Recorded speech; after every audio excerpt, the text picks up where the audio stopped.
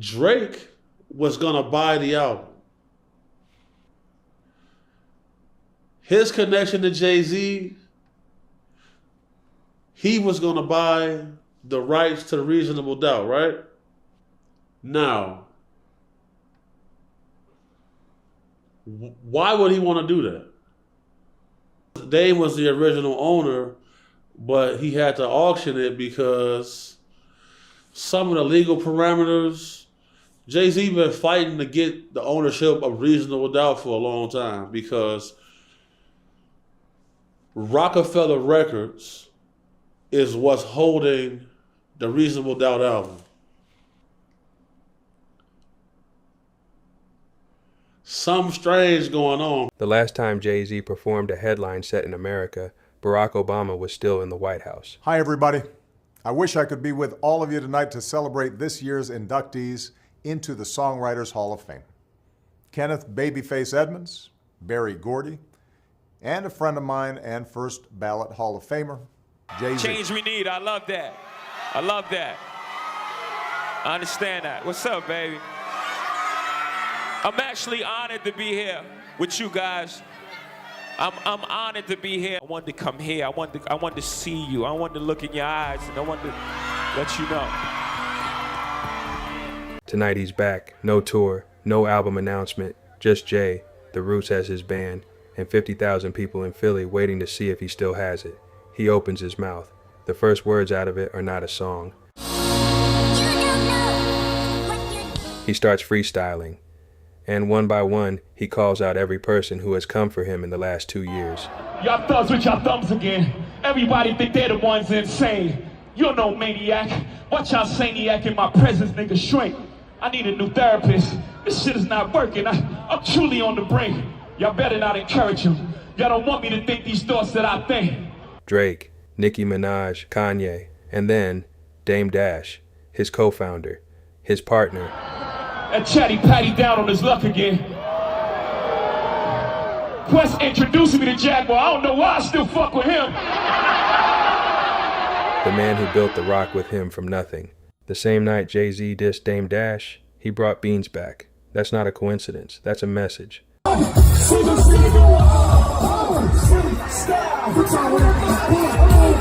To understand what happened on that Philadelphia stage, you have to understand what the rock actually was. Not the mythology, the reality. Jay-Z, Dame Dash, and Biggs founded Roc-A-Fella Records in 1995. They were not handed anything. They pressed their own records and sold them out of car trunks before a single label took them seriously. Reasonable Doubt came out in 1996 and changed the conversation. Within a year, Def Jam came calling. They sold half the company for $1.5 million. Jay was the artist, Dame was the engine, and as the label grew, Dame started building his army. One of the first soldiers he recruited was a rapper from South Philadelphia named Dwight Grant. The world would know him as Beanie Sigel. You got to think about this. I shot Jay-Z, and every single person said no. Kevin Liles said no. Rick Rubin said no. Sylvia Rome argued with me about this dude. The only thing I could get for him, traditional, was a single deal with Patrick Moxie. So it was like, yo, these dudes are dumb. This is how you know corporate's dumb. They did not sign Jay-Z. You want to know how they really dumb? Look at Kanye's. No one would sign Kanye. Think about that. So that tells you never to listen to corporate. Both of those, both of them, no one would sign them. Back to back, stupidity. He had beats with everybody on Roc-A-Fella and he still couldn't get a record deal. So that tells me that the God is like, bruh, how many times I gotta tell you, do it yourself. When does it work out? When somebody does it for you. Beans was different from the rest of the rock roster. He wasn't polished. He wasn't commercial. He rapped like a man with nothing to lose, because for most of his life, he hadn't had much to begin with. What happened was on Roc-A-Fella, I felt that Jay-Z, Beanie Sigel was the shit, nigga. And they would only let Beanie Sigel only sell so many records. This came from an executive at Roc-A-Fella. Roc-A-Fella, because I knew everybody. And they would only let Benny sell so many records. And that was it. And they wouldn't push it no more. But Benny, they would you couldn't be bigger than Jay-Z on Jay-Z's label, if that makes any sense. They wasn't gonna push you to, that you couldn't be bigger than Jay-Z. You couldn't sell more records than Jay-Z. But all you had to do was listen to Beanie Sigel shit. And Beanie Sigel was, oh my God, nigga. Oh my God. And there's no hate to nobody. Jay-Z, you still my dog. You did my birthday party. You're a multi-billionaire now. Beanie Sigel, you still my nigga. I'm always gonna show you love. So it's amazing because of the educational level in life, how you have to explain things. And you said that an executive directly told you this? Yes. Sure did. Dame saw something in him. Jay-Z saw something in him. And when Beans got on Jay's track Do It Again, the streets made their decision immediately. His debut, The Truth, came out in 2000 and went gold. I hope you got an extra mic and a fireproof booth, cause you know I'm known to melt a wire too. In an era of platinum runs, gold wasn't what anyone expected, but Beans wasn't competing for radio spins. He was competing for respect, and on that count, he won.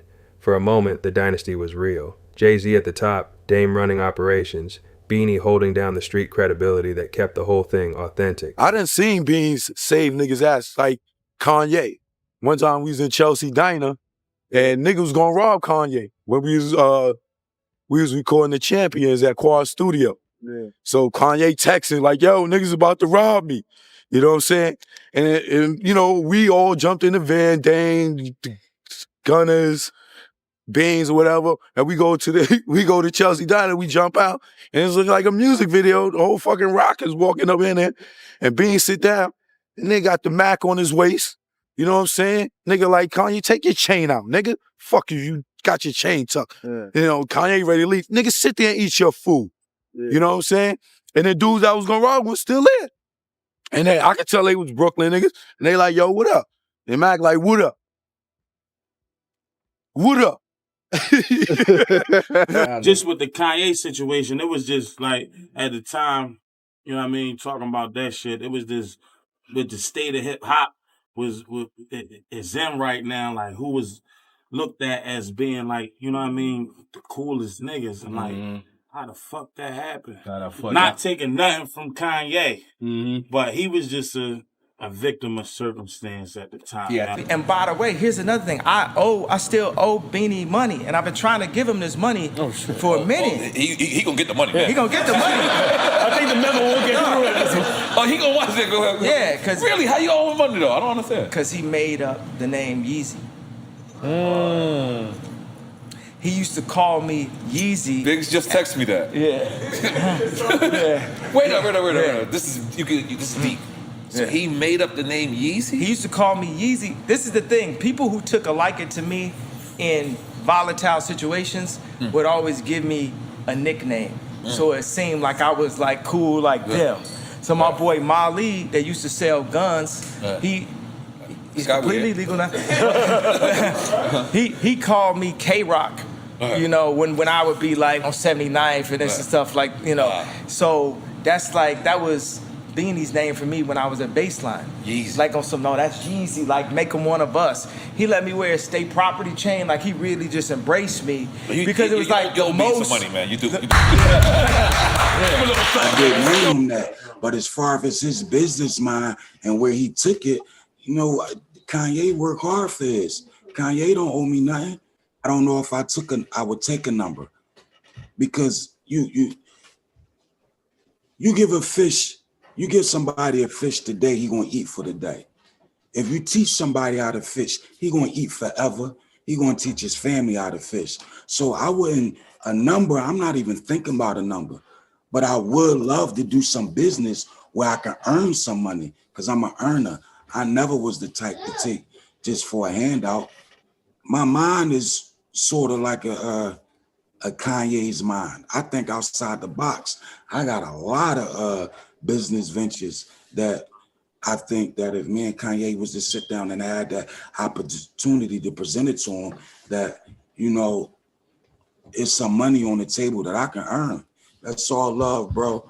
Whatever you got on the table, man, let's sit down, let's talk. It ain't a dollar amount that's on our relationship. Ain't nothing that I've done that I wouldn't do again, bro. You don't owe me nothing but love, bro. But let's get to some money. Let's get to some music. Let's get to some fashion. Let's get to some movies. We can do all that. And the rest will fall in place. Then 2003 arrived, and everything started cracking. The break between Jay-Z and Dame Dash did not happen in one moment. It happened in 100 small ones, and Beans had a front row seat for all of them. Beanie described it on Drink Champs in 2021. For example, that's why I say he was talking to me when he said a line on a record, right? And I was hot for a couple years. Like, he said on one of the blueprints, he said, Beans, I ain't trying to change you, just give you some game to make the transition from the street to the fame. He said that. Okay. Don't tell me you was offended. I was totally offended. No! No, listen, I'm gonna tell you why. Okay. I'm gonna tell you why. Because we didn't have that conversation. Hold on, let me finish. We didn't have a conversation. So when I hear the record, and I'm hearing like Bleak, you know what I mean? You wanted to head away. You want to head away. And I'm like, damn, all right. Then it come to me, it's like, you know what I mean? I'm riding for the riding. I ain't trying to change you, just give you some game to make the transition from the street to the fan. And I'm like, when you try to give me the game, like we ain't sitting, and I'm sick about that shit. But it took a minute for me to realize that was the game. On that record. That was the game right there. He said when Dame started getting famous, not rich, famous, something changed. Dame fell in love with the camera. And when you fall in love with the camera, you start making decisions for the footage, not for the business. You said you wanted to get back to Dame and Jay. Okay, Dame and Jay. There was a time in Def Jam history, right, where I wasn't privileged to this information. Yeah. You were probably privileged to this information. And I don't know if you were, or maybe you are. I want you to answer. But it was a board on Def Jam. Dame and Jay did not say they were breaking up, but they were breaking up. It was clear. Yeah. And it was a list. It was Def Jam, Roc-A-Fella, and then DDMG. Dame Dash Music Group, yeah. Dame Dash Music Group. And when I walked in the building every day, it would be my name on the Dame Dash Music Group, be your name on the Dame Dash Music Group, and there'd be a couple of others on the Dame Dash Music Group, and everyone else who didn't have a say-so was under either Roc-A-Fella or Def Jam. What happened was, for me, Chris Lighty was not having it. Chris Lighty just kept erasing my name. That's how I wound up kind of getting out of it. But how did it go from you, your name being on Dame Dash Music Group almost every day, to, I believe you went on your own after that? Yeah, I was in jail. I was locked up. Okay. So when all that was happening, I was away. Whoa, damn, I didn't realize that. Yeah, I was away. Oh, so when the chalkboard, holy Yeah, I was away. shit. Holy shit. Yeah. Damn, but it looked like. Yeah, that's so, what. So from the outside looking in, that's. It looked like I was riding with Dame. With Dame, right? Yeah, but that wasn't the case. So, okay. Prior to you going to jail, like right now, I have a business partner. We spoke today. We was trying to speak for a couple of weeks, and I was telling him, like, you know, sometimes, you know, with certain things, I'd be wanting paperwork moving forward because of such and such. And he goes, you know, these are my friends, and I agree with that. You know, those are my friends. But I said to him, I said, yo, bro, Jay and Dame is suing each other right now. Yeah, that's crazy.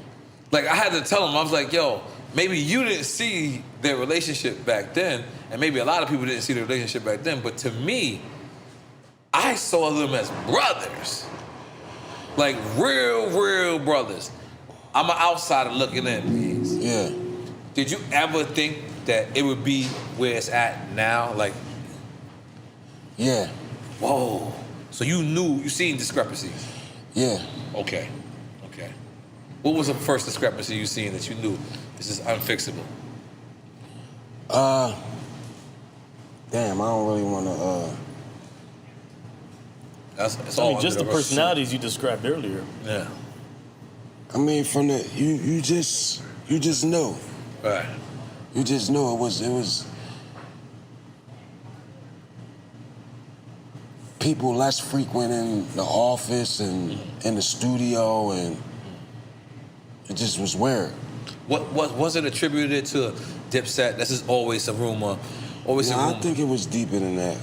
Okay. I think all of them was just like thorns in the side, like just little shit. You know what I mean? And I think, you know, sometimes you outgrow people. You know what I'm saying? And when you locked on your mission, you gotta stay on that mission. Everybody can't go. I learned that over the years. Besides all, I think all that little shit, like, that's nothing. The Dipset shit and all that shit, like, if ain't nobody fucking nobody's wife or doing no shit, I think everything should move. Like, it's something that you can get over. This is the mature beings that's talking, and I respect this. But back then, was it something that bothered? I mean, come on, like, you know, you guys was there putting in blood, sweat, and tears, and then Dame just announces Cameron as the president. Like, it had to feel a little funny. I think Cameron even spoke about it. It was weird. It was weird. Right. You know, phone calls was made. It's like, yo, what the fuck is that? Because no phone calls was made prior to that announcement. Yeah, correct? at that time, if anybody that I believed, you know, if it was something, you know, I wasn't in control of none of that, so that wasn't even my place. Right. But I'm like, damn. Right. Like, I believe if anybody, just me thinking, if anybody was to, you know, if it was something that, you know, was being passed down to somebody, I believe Bleak should have had that before anybody. Wow, I thought you were going to say yourself. Nah, Bleak was there before me. You know, besides all the accolades of the music and the success or anything, we talking about a crew, a squad. Like, he was next in line, you know what I'm saying? Right. Bleak was there before me. For you to say. That's fine. Even though I did what I did, but Bleak was there. You know, he was there before me. So that's how I'm looking at it. So it's like, yo, what the f going on? Right. Like, shit like that, I was like, yeah, it's about to get goofy. Right. Because I think, go ahead. You know, not knowing or what, you know what I mean? I ain't had nothing to do with that shit. Jay-Z had always been the opposite. Controlled, strategic. He moved in silence and let the music speak. Two different philosophies running the same company was always going to end one way. Welcome back, everybody. This morning, Moet Hennessy announcing that it's going to be acquiring a 50% stake in luxury champagne brand Armand de Brignac. It's also known as Ace of Spades. The brand was popularized and created by Grammy-winning artist and businessman Jay-Z, who owns it and will retain a 50% ownership stake alongside Moet. Joining us right now with more on this deal is music mogul and entrepreneur Sean Jay-Z Carter and Philippe Schaus, who is the CEO of Moet Hennessy, the wines and spirits arms of LVMH. And gentlemen, welcome to both of you this morning. It's really great to see you on the news of this deal. Jay-Z, I was hoping we could start with you. Good morning. Good morning to both of you. Jay-Z, I was hoping we could start with you because I know that you are incredibly particular about how you do things. You talked about this with Tidal. You don't do things the easy way. You do things the way you think are going to have the best results. So why Moet? You know, they just was aligned in our thinking and thoughts and, you know, the way they care about products and creating products. You know, when we built Armand from the ground up, you know, we wanted to do things right. Integrity of it had to be right. The soil, of course, it had to be in Champagne because it can't be called champagne unless it's from the region. So, you know, when we build luxury products, whether it be, you know, from Roc Nation to Monogram to whatever we building luxury products. And Moet Hennessy goes about it the same way. So we were aligned in our thoughts of integrity and passion for the things that we build. And, you know, when I met, it started with Alexander. No, we had conversations, and then Bernard and No, they came to my house to have lunch in Los Angeles, my Los Angeles home, and maybe October of 2019. And, you know, those conversations, you know, escalated pretty quickly. You know, I see these guys were men of their words. They say they're going to call you Thursday. It's Thursday. It just started out in a place of respect, and it built from there. It built pretty quickly. In 2004, Def Jam bought the remaining half of The Roc for $10 million. Jay-Z was named president of the label. Dame was not part of that deal. let's clear this up once and for all. The whole Dame Dash, Jay-Z feud. Mm-hmm. You know, that's been out for a long time. I know you spoke on it before, but where did this come from, and what is the status of Well, it? if you see people like me and Dane, we'd be together every day. Mhm. Cause our drive was for Roc-A-Fella. You know what I'm saying? So we ain't have anything else to do. So we'd be together every day. Every day, our waking day, we was worried about doing something else to make Roc-A-Fella grow. Mhm. In the beginning, we'd jump in the van, we'd go to Maryland, we'd go anywhere. You know what I'm saying? And now we got our focus is everywhere. Mhm. Different things. There's Rock-A-Ware, there's state property, there's Armadale, there's so many different things, as well as things that we always want to do on our own, Mhm. which is, when people see that, us drifting apart, we always been polar opposites, you know what I'm saying? But when people see us drifting apart or doing different things like that, it leads to like talking, and then that just grows and it grows. And but I mean, I'm the kid's, I'm his son's godfather. You know what I'm saying? That's my brother. Me and him, we work to this thing happen, and we both realize our dreams together. So we gonna always have that bond. Mhm. So it's not a beef. It's just that it's just growing. Mhm. You know what I'm saying? That sometimes growing means growing apart, not in a bad way. Mhm. Like I liken it to like a LA, like I said, baby face situation. We all got things that we want to do, and we want to do separately. You know what I'm saying? Which is cool. Like I'm happy for him. You know what I mean? As well as, he's happy for me. It's just that it's part of life. It's part of growing up. Has he made decisions that you disagree with, and vice versa? Absolutely. Like I mean, what? that's Like- just part of being in the business. Which business decisions did he make that you wasn't? See, and then we going back to violating that trust. I wouldn't do that. But, Oh, okay. But All right. absolutely. I thought it was all eyes on Jay-Z. My bad. No, I mean, absolutely. I mean, all the time. You know what I'm saying? And I'm sure I made decisions all the time. You think you get on his nerves? What about you that gets on his nerves? I don't know. You got to ask him. If he tell you, he's in big trouble. What was his issue with everybody, bro? He always had an issue. I don't know. Jay was retiring since Reasonable Doubt. He wanted to get the fuck away from us since Reasonable Doubt. Like when I see everything, I'm like, why else would he retire every, year, and would not retire? So it was always a problem, with anything that kind of like had the potential to be another anchor for us, where we didn't have to depend on him. He didn't want none of that. Yeah, that's unfortunate, man. That would have been a dope move too. Him being on Roc-A-Fella. Now, I like that anytime that someone tried to lyrically battle him, that he would step right back. Like Joe Buttons could rap back then. I don't know what he's doing now, but back then he could rap. And also, like, he was like so what was happening was anyone that was kind of on Def Jam, that was getting neglected, like Joe Button, I think, was on Def Jam, and so was Nori, and they were shitting on them. So I'd be like, yo, just come with us. You know what I mean? Like, Twister was supposed to be a Roc-A-Fella. I gave him a chain, I think. But Craig Coleman was hating, and Kanye fucked that deal up. Common Sense was supposed to be a fucking Roc-A-Fella. John Legend was supposed to be a Roc-A-Fella. Dame's version, Jay took the name. Jay's version, Dame blew it. The truth, as it usually does, lives somewhere in between. But here is where Bean's story becomes its own thing entirely. While Jay and Dame were dissolving their empire, Beanie was fighting for his freedom. Federal weapons charges, attempted murder charges, the kind of legal trouble that ends careers before the jury even comes back.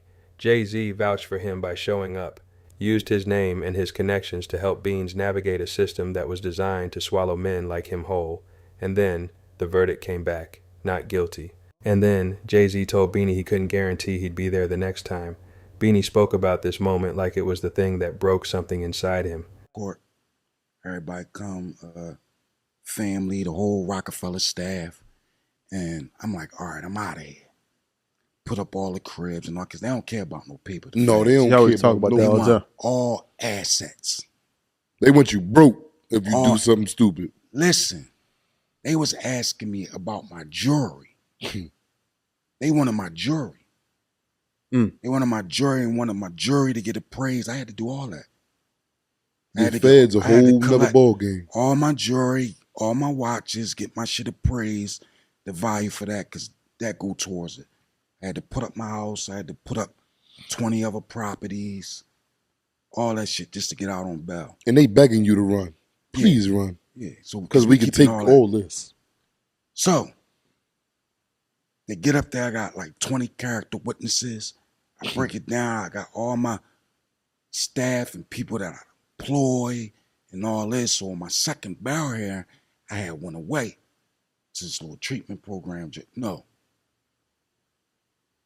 that was my third. So the second joint, everybody come. And, you know, everybody got up. They spoke very highly of me. And, you know, they ran down everybody's credentials. And, you know, I was on tour. So they were saying, they asked, so they asked Jay. They was like, and I don't even think they said, would you be responsible? When they asked him, they wanted him to be responsible for my whereabouts. Not like he need to know where I'm at, but just get him the information. If I'm supposed to be in Chicago, we'll make sure he in Chicago. So they just wanted the whole tour schedule. Do you think he understood that? Do you think he understood it, or he probably didn't understand it? To me at that time, I don't care if you understood it or not. That's your man. If my man, this my man, this is my brother. I don't care what I got to say to get him out of there. Mm-hmm. Yeah. They asked me, can I do 20 backflips? And I know I can't do a cartwheel. Yeah, I could do 50 of them. Mm-hmm. For him to come home? I had to do that. I had to do that for him. I had to go in front of the judge and talk. Yeah. And they asked him, they said, if I release him, she said, today, would you be responsible, you know, for his whereabouts? And he said, no. And he said it low. And the judge, this public record, man. All you gotta do is go get it. She asked him, she paused. When he said no, she was like, can you speak up in a microphone? And she was like, if we release him today, you know, in your custody to be able to go back on tour and this, that, and the third, would you be responsible? And he was like, no. And the whole courtroom went crazy. Dame snapping, Big snapping, niggas looking like, what? And she couldn't believe it. Bro, she asked him 4 times. And she said, so Mr. Carter, she was like, all these good things that you're saying about Mr. Sigel, and you're not willing to be. And he said, no. And it took everything in me not to, like I wanted to cry. It took everything in me not to drop a tear. He wasn't wrong to feel that, but he also admitted years later that he wasn't wrong either. He said, and this matters, I believe at that time, Jay was thinking I was unpredictable, I was uncontrollable. 2 men, both right, both hurt. That's what makes this story harder to dismiss than a simple betrayal narrative. He said that. Okay. Don't tell me you was offended. I was totally offended. No! No, listen, I'm gonna tell you why. Okay. I'm gonna tell you why. Because we didn't have that conversation. Hold on, let me finish. We didn't have a conversation. So when I hear the record, and I'm hearing like Bleak, you know what I mean? You one head away. You one head away. And I'm like, damn, all right. Then it come to me, it's like, you know what I mean? I'm riding for the rock. I ain't trying to change you, just give you some game to make the transition from the street to the fan. And I'm like, when you try to give me the game, like we ain't sitting, and I'm sick about that shit. But it took a minute for me to realize that was the game. On that record. That was the game right there. When the split happened, State Property, Beanie's own group, stayed with Jay. Beanie went with Dame. He said it wasn't a choice of loyalty, it was a choice of relationship. Dame and Biggs had been more present through the trial, and just like that, the man who was supposed to be the Rock's future was standing outside the building. What happened with Beans was we had set up the clothing line. I sold my interest in Roc-A-Fella, and you know we were gonna do the movies and do everything, and then he just went with Jay when he came home, you know, and that f***ed up a lot of money for me. You know, I've heard interviews where he says he didn't know these things. I'm like, he definitely knew these things. And then when Tom, I keep forgetting his last name, but they went around my back and talked to Beans and told him he should be making clothes more like Rockwear because sales wasn't. And then he did that record with R. Kelly, and he was like, it wasn't Beans, it wasn't State Property Beans. So I just felt like Jay tricked him so he wouldn't take over. Because Beans was like, you know, I can't say he wasn't like that. He's, you know, regardless of what has happened, he was about that life. He was like that. You know, like I've argued with Beans and be like, damn, now I got to fight Beans. But I would have to if we're going to do that. But, you know, it never came through. You know what I mean? Like, you know, if you run in a crew, you got to fight whoever steps up. And Beans was ferocious, good rapper. But he, you know, I got sick of going up to jails and trials. I used to have to take a jet just to hand them over to the feds. It's traumatizing. You know, I had to, you know, I let him stay in one of my cribs, a loft in Tribeca for his house arrest, you know, so he could work. It becomes family, you know, funerals, all type of shit, B. It's like, it's a lot when you're ahead of a certain kind of team.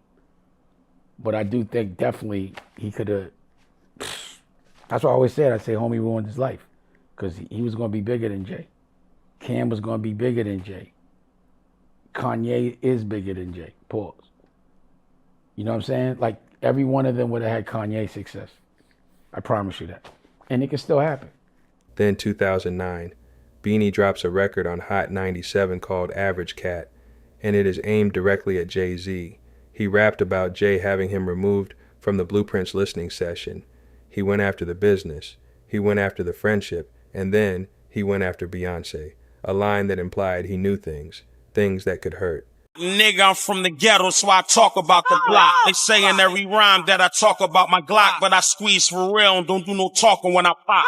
Puta maricon, cabron, then you drop, and I stand on my own. I don't be talking to no cops. And I ain't talking for Chris, and I ain't talking for Neat, and I ain't talking for Spark, and I ain't talking for free. I ain't talking for crack. I got words for Oski, but I ain't talking about that. I'm talking for me. BC the sequel, better yet the prequel. Never fear for war, cause Hog know I squeeze still. Jay-Z responded at a Canadian press conference. Cold, measured, surgical, he didn't rap back. He simply listed everything he had done for Beanie, the record deal, the label, the clothing line, and asked what more anyone could do for a man who never went platinum. The crowd wasn't sure who was right. Talking about complaining. Go next.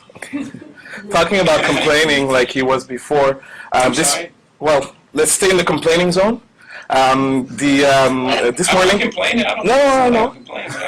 I'm just trying to answer your question the truthfully as possible. I have zero to complain about. Well, Beanie Sigel is complaining a lot these days. Well, he has a lot to complain about. I know. Not me. Well, actually, this morning I just got a brand new interview. It's half an hour long, and he's talking basically about you, about the company, about basically how you didn't push him as much as, let's say, 50 Cent pushed some of his boys. How do you feel about that? Well, Beanie Sigel at the time, and you can look it up if you like, just to be honest, was driving 2 Bentleys. I don't know how. It's impossible to drive 2 cars at one time. With his mama in the sticks and selling 800,000 records, I don't know what more can you do for somebody, you know, at that point. What people choose to do when they attain that type of success, you know, at some point you have to look in the mirror and look at yourself.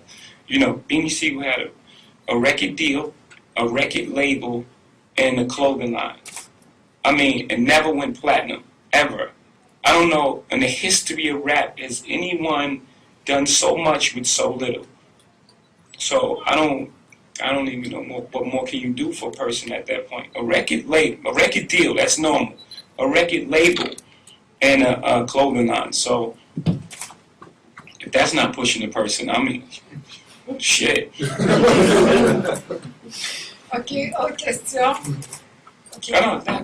After the diss, the relationship went cold, not hostile, cold. the kind of cold that comes after two people say things they can't fully take back and both know it. Beanie kept going. He survived prison. He survived getting shot twice in his back in 2014, a shooting so serious it left him in a coma and destroyed his vocal cords. The voice that made him famous was gone. He had to figure out how to become an artist again without the instrument that defined him. He spoke about it during an interview, said the breathing tube they put in during the coma, when he came out of it and didn't know where he was, he pulled it out himself, tore things in his throat that never fully healed, began working with artificial intelligence, and he used it the right way to reconstruct his original voice for a new album. A rapper using a powerful tool to sound like himself again. If that's not a metaphor for what this whole story's about, nothing is. Y'all want that old, what they say, the old beans? Because the pen's still there. It's just the voice. So if y'all want that, man, I'm going to shoot y'all something, man. So I'm going to use AI on myself. I think I found my best friend. I think I found a good friend with this AI thing. Oh, wow. Yeah, a lot of people frown on AI, but I think that's going to work out for me. Yeah, I had a colorful life, so I've been through things that hindered my... So you finna say the AI got you sounding like beans back then? That's what you saying? Yeah. In Philly-related news, Beanie Sigel is using AI for his voice restoration. If you remember, Beanie Sigel had that problem with his voice. He started rapping and sounded a little different. I think he got shot. Yeah, and now he previewed a clip of him rapping and what AI did to help his voice sound like it used to sound. That And shit sound I good. can't lie, it sounds absolutely good. fire. Yeah, I love it. They said Absolutely fire. Do we have that clip? Anybody have a clip? I can find it. Yeah. You find it. The clip sounds great. I'm really happy for Beans. It was up to say when his voice was going through that, but that was a big part. Your voice is a big part of who you are as a rapper. Yeah. And when it changed, like even though you're a great MC, it takes away some of the delivery. It's tough. Delivery matters. It's tough. But this shit right here, my guy. Yep, that's enough. I love it. I love it. Beans! I love it. Can't wait to hear more. I usually hate AI. I'm down with that. This is the perfect use of AI. In 2024, at DJ Clark Kent's funeral, Beanie and Jay were in the same room for the first time in years. Beanie said he walked up to Jay and apologized, not for the beef, for the Beyonce line specifically. He said, on the Tales from Jail podcast, "One thing in life that I do regret is making records and dissing. That's a character flaw I think I'm going to have to live with." Jay-Z did not respond publicly to that apology. He didn't have to. The first thing Jay said when I walked into his office, as I said on joint, you just was bouncing a tennis ball around your office. First, he was like, "Yo, I'm sorry." I'm like, I ain't even worrying about that. Like, what's the play? I'm trying to get back to work. And I'm like, yo, I got a situation, man. Ain't no more Roc-A-Fella. I got a situation where I get some real bread. I'm like, yo, you gotta get me off this joint. I went out. And he just threw the tennis ball against the wall. He was like, I can't do it. He was like, what you need? What you want? I'm like, no, I got a chance to get some real paper. Like, if it ain't no more Roc-A-Fella, why am I here on Def Jam? I just wanted to roll. And it was, I don't know, he didn't want to let me go. And it was like, damn. He asked me. It's like, yo, you some money? You want some money? I got you. It's like, nah, I got an opportunity where I can make some real money. He let me go. Wow. That's water under the bridge, though. How y'all cool now? How the relationship with Jay now? I mean, I don't got no gripes or nothing. Yeah. Like, cause in hindsight, I sort of kind of understand it. Like, Jay was on a mission. Mm-hmm. Like, and I look at the overall thing, like, and I recently read something and it stuck to me and it made me smile because I thought about that. They say if you want to get somewhere fast, go by yourself. But if you want to get somewhere and last, bring your people with you. So Jay was on a mission, and I understand that everybody can't go. Everybody can't go. He was on a mission. Everybody can't go. So, and me being who I was then, yeah, I was. No, I can't say I would have did that, but I understood it because I was reckless. I mean, I'm on tour. I'm leaving guns in hotel rooms and all kind of shit. So you understand his stance on it? I understood, like I understood in this perspective. Man, shit, Sigel liable to come home and do anything. Mm-hmm. I ain't being responsible for that nigga. Mm-hmm. But it wasn't like you gonna go to jail if he messed up. We coming after you. I could have came home and smoked 30 people. Nothing would have happened to him. Nothing. But it was things that, that was witnessed. I can't speak on it. And, to give him that, I was out of pocket. I was, how they say YNs, I might have been one of the first YNs. Because 8 months later, Jay-Z agreed to headline the Roots picnic, and he put Beans on the guest list. Now you understand what you were looking at. When Jay-Z walked out on that stage in Philadelphia and opened with a freestyle aimed at everyone who had come for him, Drake, Nicki, Kanye, Dame Dash, it was not impulsive. Jay does not do impulsive. Everything he does is calculated. Y'all thugs with y'all thumbs again. Everybody think they're the ones insane. You're no maniac. Watch y'all saniac in my presence, nigga, shrink. I need a new therapist. This shit is not working. I'm truly on the brink. Y'all better not encourage him. Y'all don't want me to think these thoughts that I think.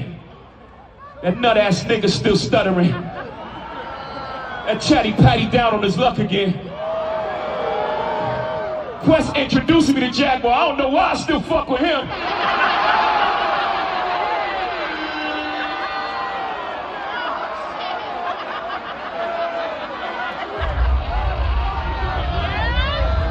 You wonder why I do the freestyle rehearsal. That lady back on the stuff, she sound like she in love with him. Her king can't even take their kids. Enough of them. A rapper can't be my eye. I got MAGA Republicans. Them shots came from the very top of the government. Good luck with them. I'm governed by God. You trying to break the government.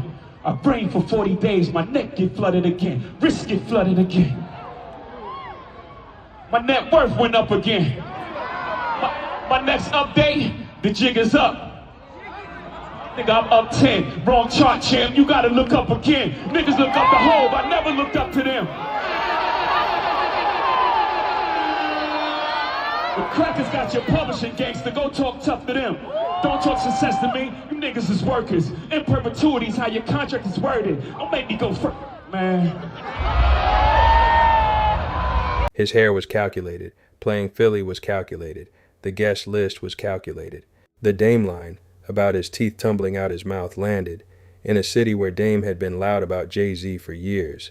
That line was chosen because Philly was watching, because Beans was backstage. Here's the thing. Contrary to what everyone may believe, I really still look at Jay as my brother. And I know Jay. And I was like, all these years, just even amongst my crew, we would be like, he ain't gonna never say nothing until he's broke. So he hasn't said anything for 20 years. And I'm like, damn, I hope he's not broke. Because he said something. It was whack. It was like a joke. But it was an old joke. He used my lyrics. So I started to be like, he's not, like, I would prefer the version of Jay that would have said something more clever. And that's not the version of Jay that I would have ever signed. And I felt bad because I was like, it must be embarrassing for him to now have to be on that stage, not the same version of himself. and still have to work at that age because he has to. So that was the brother in me, like, damn, I know that because I know him, that when we were younger, when he was this age, he hated talking to people and doing all, he was retiring since Reasonable Doubt. For him to have to come outside 20 years later, I just felt kind of like embarrassed for him a little bit because we all know him. And then the funny thing to me, I couldn't even hear the lyrics because the hairstyle was crazy. And I was like, why would they let him come outside like that? Like, I'm gonna, because to me it's like that shit is funny, and there should be jokes for that hairstyle. And if like everyone around him that loves him didn't laugh and be like, yo, what are you doing? And I'm like, why would he do that? Like, we want to see, and I'm gonna tell, because I still care about JJ. When you do Yankee Stadium, I need you to get a Caesar. I need you to put the Yankee hat on and do the thing to the side. That's what we want to see. We want to see chuckers. We want to see some jewelry.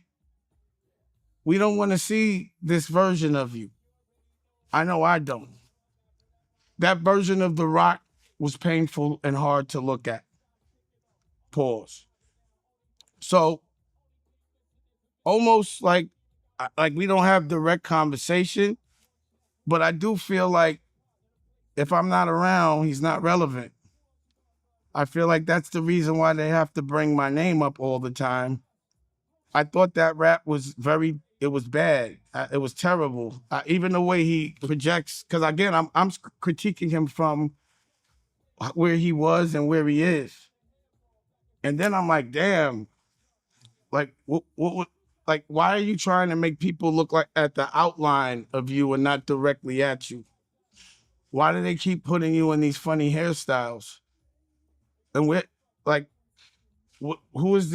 version of this would have sold if Jay would have came out in that stupid ass hairstyle with them dull clothes, with nothing shiny in in 2000 and 96 when we were coming out, would that have been the one that you would have been a fan of?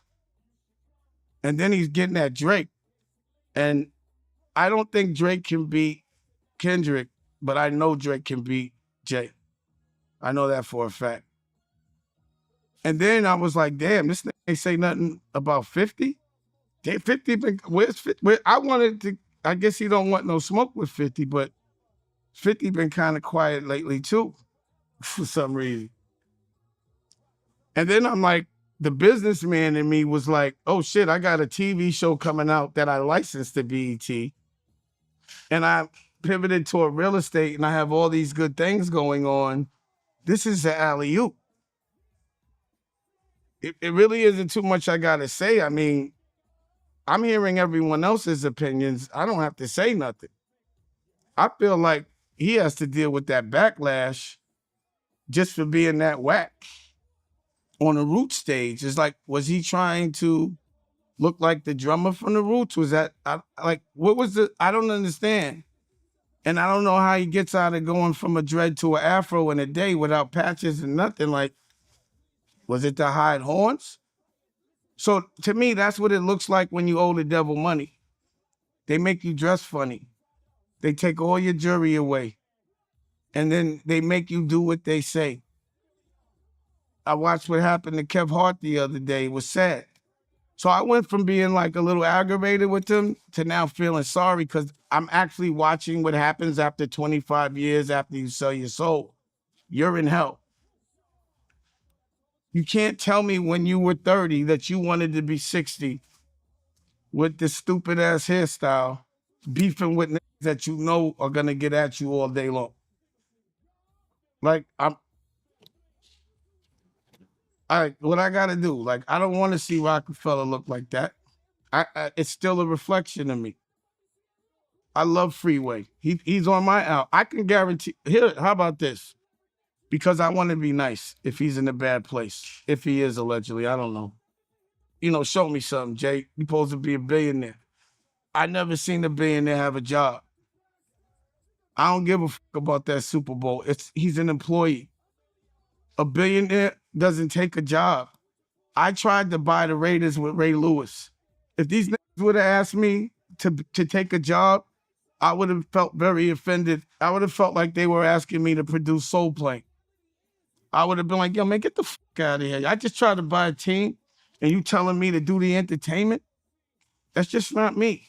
That's not my perspective of boss. And then, later in the set, the moment that the internet is still processing, Jay-Z brought out the entire state property family that had stayed with Jay through the split. And in the middle of all of them, Beans, the one who hadn't stayed, the one who dissed him, the one who went to Dame's side, back on stage, in Philadelphia, in front of 50,000 people. That is not a reconciliation. Jay-Z publicly is drawing the line between who he has forgiven and who he hasn't. Beanie is in. Dame, whose teeth are allegedly tumbling, is not. The message was not subtle. It was not meant to be. Wonder how I get the blame. Niggas' teeth is tumbling out their mouth and somehow I'm the one who done it. It's a murder mystery game. Here's what this story is really about. It's not about a concert or a freestyle. It's about what happens when an empire breaks apart. And 20 years later, the king decides to decide who gets to come home. Beans made mistakes. He said things he couldn't take back. He chose the wrong side of a business split, lost his team, lost his voice, and spent years trying to find his way back to relevance without the machine that made him. But he also did something that few in hip-hop do. He apologized, not publicly for clout, quietly at a funeral to the man's face. And Jay-Z, who declared 2026 is all offense, who came to Philadelphia ready to draw every line in the sand, decided that one apology was enough. However, it was far more than one apology that convinced Jay-Z. Beans has been silently rebuilding his own brand, establishing successful businesses and building a respected name in the food industry. He spent years humbly making strategic business moves, something we can only guess an ultra-successful person like Jay-Z respects. But that's a separate story. To find out how he went from underdog to the people's champ, you'll want to click the recommended video next. But it just seemed like, you know, loyalty with you lies with who's providing you opportunity at the time. Man, get the out of here, Charlamagne. That is You a don't fact. come from my world. You wouldn't understand my world. Nah, I don't. Yeah, so It's- stop and I- running I- your mouth, man. and I don't want to Stop know. running your mouth. You shouldn't. It's dangerous. It's dangerous. No. Attempted murder in the height of my career. It's dangerous. You don't know nothing about that, man. But you know your boy stay on point like an archer. Still circle the block before I park up. Santucci's. That's the big homie spot right here.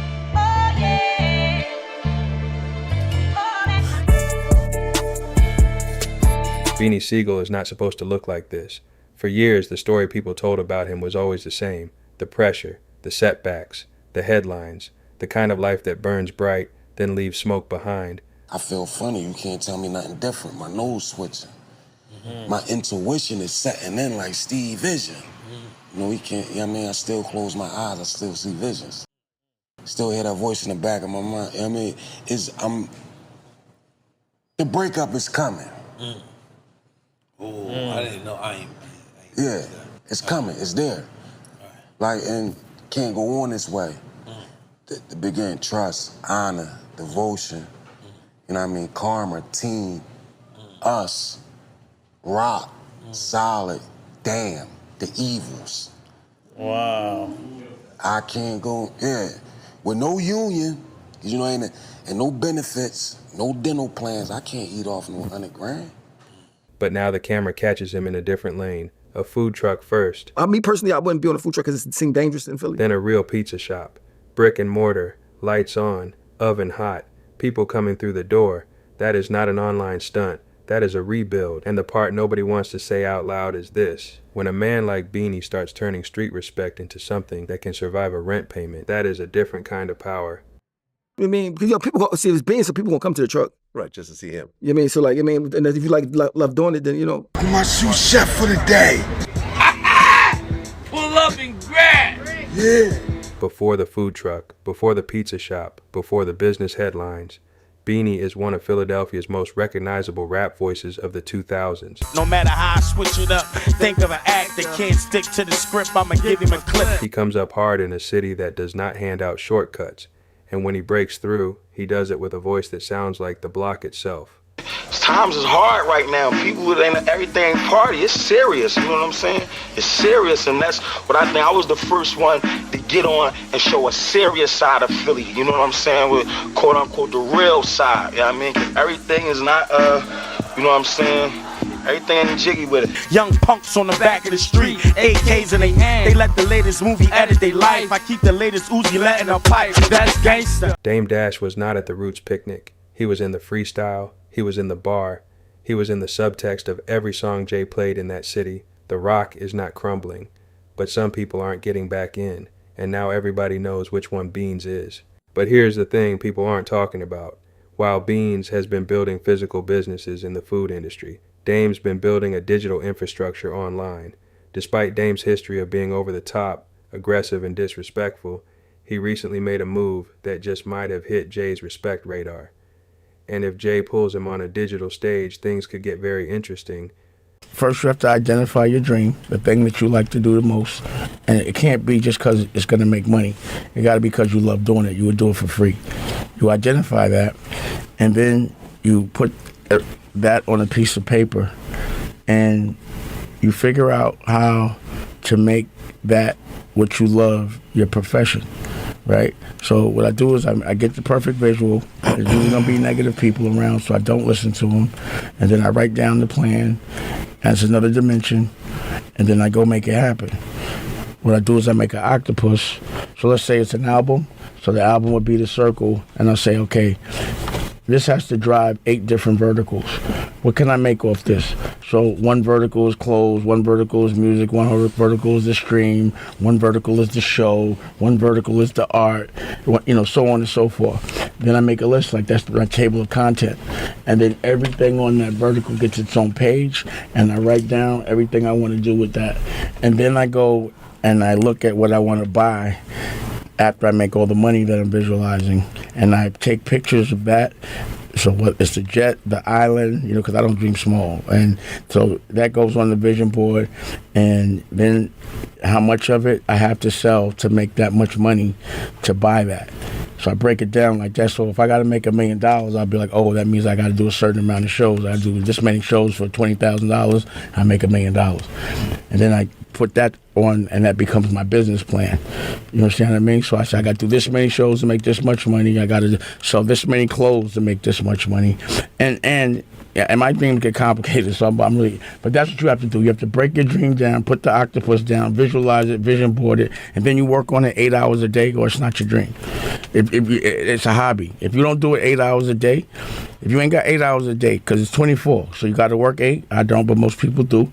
You got to sleep 8, and then you got 8 to do with your dreams. There's no reason, and you can't ever say you don't have time to work on your dreams. If you have time to work on somebody else or for somebody else for 8 hours a day, why wouldn't you have time to work on something you love 8 hours a day? It's not logical. Because you're scared, because you got to pay a bill. Bill could get paid late.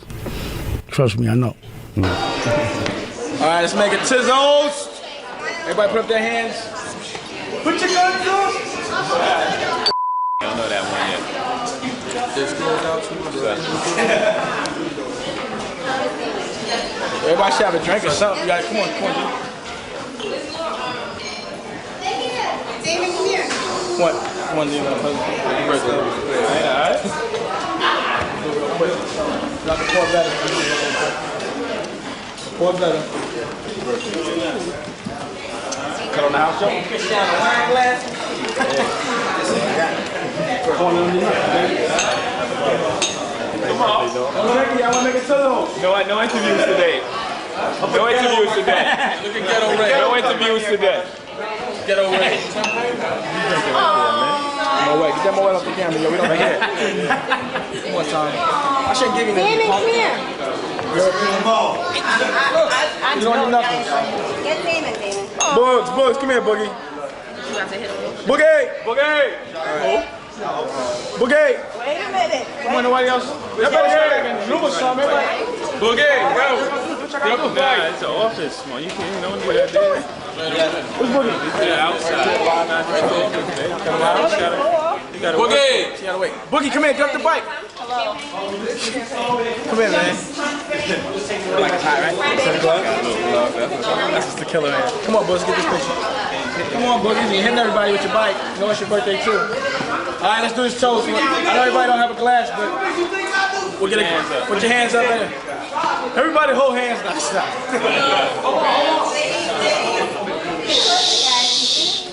I'm getting crunchy now. All right, anyway. Put the TV down. All right, anyway, I'm about to do my toast. All right, but we gotta do it again.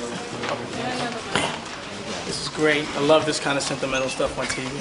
That's what it's all about.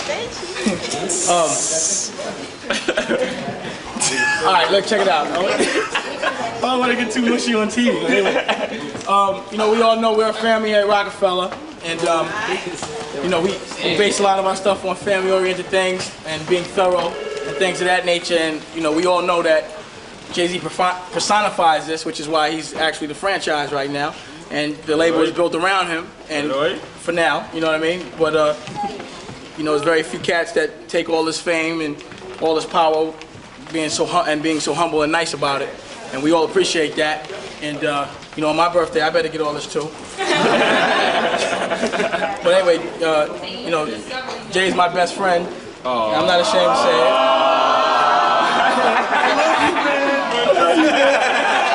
it. And we all know this. We close, and that's one of the reasons why we so tight as a family, and why everyone in this room that's with us is gonna get money and get rich, because we believe in sharing. And I also want to give a happy birthday to my son Boogie. He's my best friend too. Yeah. Son is new bike. Boogie Bugs. So I say, first let's make a toast to Jay-Z and Boogie and life and friendship, and then a toast to Roc-A-Fella. Get the glasses around the room. Now look hot. Hey, get the glasses around the room. Put the glasses back up. Yeah. Ghetto cup. All right, yeah. Roc-A-Fella for life. Roc-A-Fella for life. New York. Please click subscribe if you like.